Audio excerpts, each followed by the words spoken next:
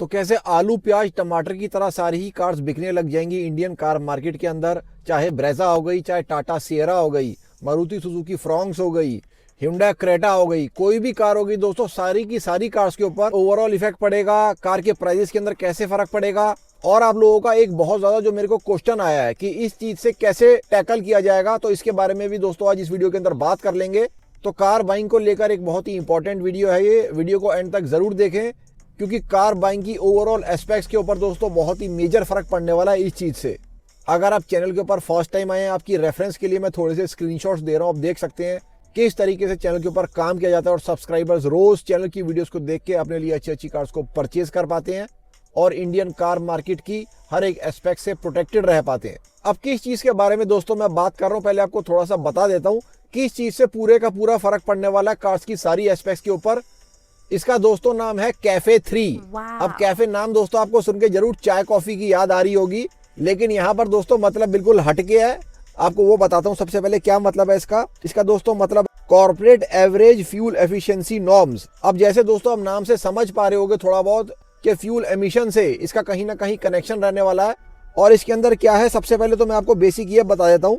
इसके अंदर दोस्तों ये प्रपोज किया गया है कि car makers will have to gradually cut the average fuel consumption of the cars they sell from 3.73 litres per 100 kilometre in 2027 to 3.01 litres by 2032। मतलब दोस्तों इसका ये मतलब है कि ये लोग अपनी कार के अंदर फ्यूल एमिशन को कहीं ना कहीं कम करने को कह रहे हैं। अब इस पॉलिसी के हिसाब से कहीं ना कहीं कुछ कार्स को रिलीफ दिया जाएगा, मैं आपको वो बताता हूँ। यहाँ पर इलेक्ट्रिक कार्स को दोस्तों रिलीफ दिया जाएगा, हाइब्रिड कार्स को दोस्तों रिलीफ दिया जाएगा, और स्मॉलर पेट्रोल कार्स को भी दोस्तों यहाँ पर रिलीफ दिया जाएगा। और स्मॉलर पेट्रोल कार्स दोस्तों क्या रहने वाली हैं, मैं आपको ये बताता हूँ। मतलब 1200 सीसी से तो दोस्तों वो कार कम रहनी चाहिए, उसकी लेंथ होनी चाहिए 4000 mm से कम। और साथ में दोस्तों एक चीज और ऐड कर दी जा रही है इसके अंदर कि कार का जो वेट है वो 909 किलोग्राम से कम हो जाना चाहिए। अब ये वाली चीज तो दोस्तों आपको पता होगी कि जीएसटी 2.0 के बाद कार्स को बेनिफिट किस बेसिस के ऊपर मिल रहा है कि अगर कार की लेंथ 4 मीटर से कम है और कार के अंदर जो इंजन दिया हुआ है वो 1200 सीसी से कम का है। मैं पेट्रोल कार्स की दोस्तों यहाँ पर बात कर रहा हूँ, लेकिन यहाँ पर दोस्तों जो एक और चीज ऐड कर दी जा रही है कि कार के वेट को भी यहाँ पर कंसीडर किया जाएगा, जो 909 किलोग्राम रहने वाला है। और इसके अंदर दोस्तों बहुत ही कम कार्स फॉल करती हैं। मारुति सुजुकी की फिर भी कुछ ना कुछ कार्स यहाँ पर फॉल कर जाएंगी, लेकिन अगर मैं टाटा और महिंद्रा की बात कर लेता हूँ तो उनकी ना के बराबर कार इसके अंदर फॉल करेगी। और इसके ऊपर सारे कार मैन्युफैक्चरर्स का अलग अलग टाइप का टेक भी आया है। जैसे मारुति और टोयोटा इसको वेलकम कर रहे हैं, इस पॉलिसी को आने के अंदर उनको कोई भी दिक्कत नहीं है। मारुति का तो दोस्तों मैं समझ सकता हूं कि कोई ना कोई कार्स उनकी जरूर बेनिफिट करेंगी, लेकिन टोयोटा का मेरे को यहां पर समझ में ये नहीं आ पा रहा है कि वो लोग क्यों इसको फेवर के अंदर ले रहे हैं, क्योंकि उनकी तो दोस्तों भारी भरकम कार्स हैं सारी। मतलब वो सिर्फ ग्लैंजा बेचना चाहते हैं मारुति से लेके, यहाँ सिर्फ टाइजर पेट्रोल मैनुअल ट्रांसमिशन को बेचना चाहते हैं।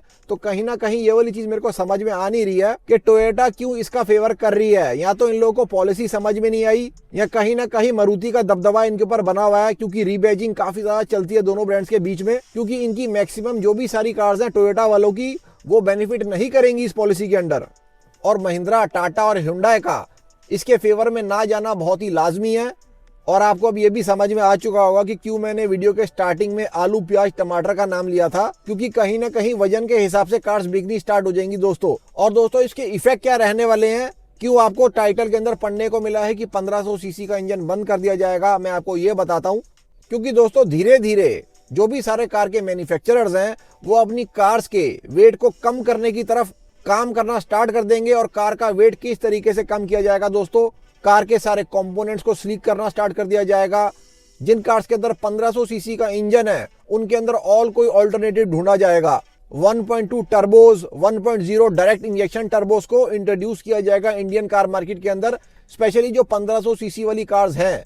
जैसे अगर हम जीवी की बात कर लेते हैं, मारुति सुजुकी विक्टोरिस की बात कर लेते हैं, कहीं ना कहीं एक्सपेक्टेड है कि उन कार्स के अंदर भी 1.2 या 1.0 TGDI इन कार्स के अंदर डाला जाएगा।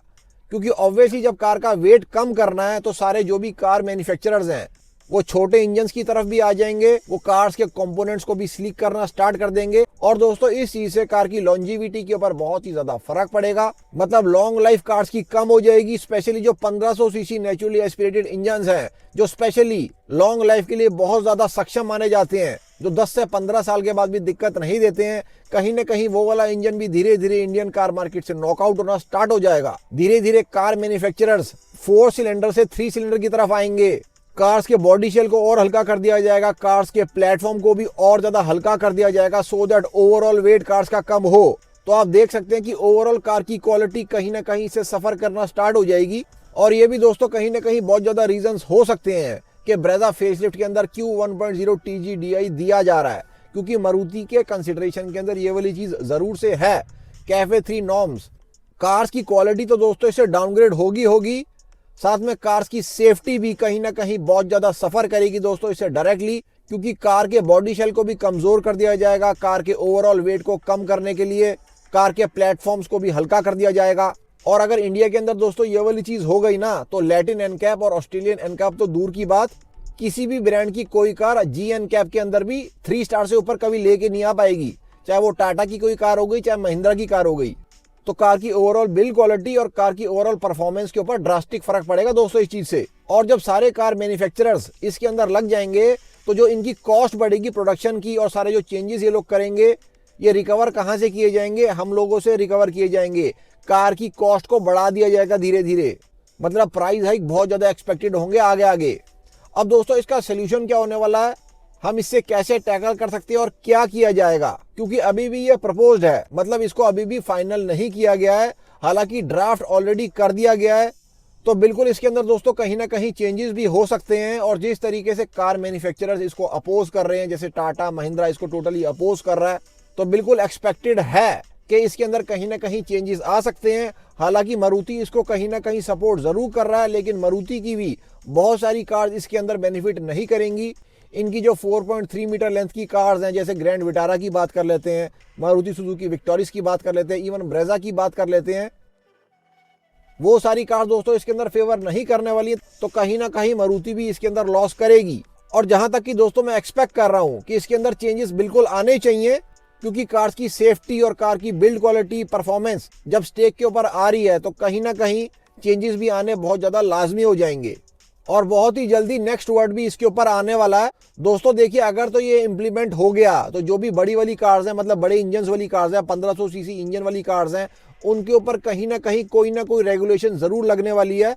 मतलब जो भारी कार्स हैं, टाटा की ऑलमोस्ट सारी कार्स हो गई, महिंद्रा की भी ऑलमोस्ट सारी कार्स हो गई, मारुति ब्रेजा हो गई, मारुति ग्रैंड विटारा हो गई, कहीं ना कहीं उनके ऊपर भी कोई ना कोई रेगुलेशन जरूर लगेगी। ऑन द अदर हैंड, अगर ये इम्प्लीमेंट नहीं होता है, अगर फाइनलाइज नहीं होता है, तो सारी चीजें जो हैं वो जैसे अभी हैं वैसे ही चलती रहेंगी।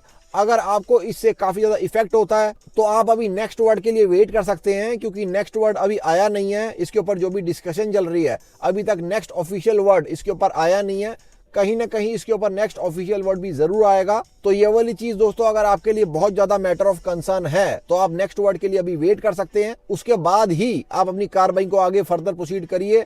अगर आपके लिए इस चीज से फर्क नहीं पड़ता है, आपके लिए कार लेना बहुत अर्जेंट है, और जो भी आगे नॉर्म्स आएंगी और साथ में जैसे सब लोग डील करेंगे, आप भी उससे डील करने के लिए रेडी हैं, तो आप कार दोस्तों अभी भी परचेज कर सकते हो, क्योंकि अभी भी बहुत सारी कार्स तो दोस्तों बिक ही रही हैं।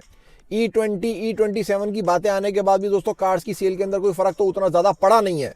तो जैसे ये लोग एक चीज करते हैं, ये लोग कैफे 3 को इम्प्लीमेंट कर देंगे, उसके बाद कोई और बेनिफिट दे देंगे। जैसे पहले E20 को इम्प्लीमेंट किया गया था, उसके बाद GST 2.0 का बेनिफिट दे दिया। तो कहीं ना कहीं दोस्तों इनको सारी चीजों को इक्वल करना भी आता है।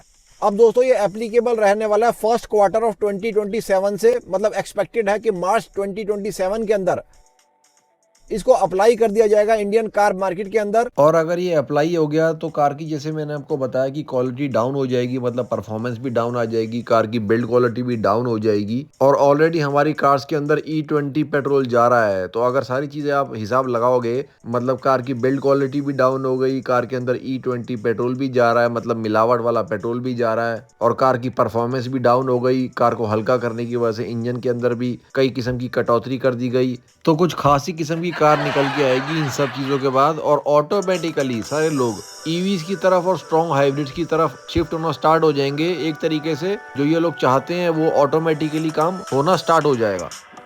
चैनल के ऊपर दोस्तों आपको और भी बहुत सारा कंटेंट मिल जाएगा। मारुति, टाटा, हुंडई, महिंद्रा कार्स को लेके सारा ही जेन्युइन और ऑथेंटिक कंटेंट रहता है। अभी तक चैनल को सब्सक्राइब नहीं किया है, please consider subscribing the channel. Like button और हाई बटन को भी जरूर दबाएं। कल फिर से मिलते हैं दोस्तों। जय हिंद, जय Bharat and full support to the Indian armed forces.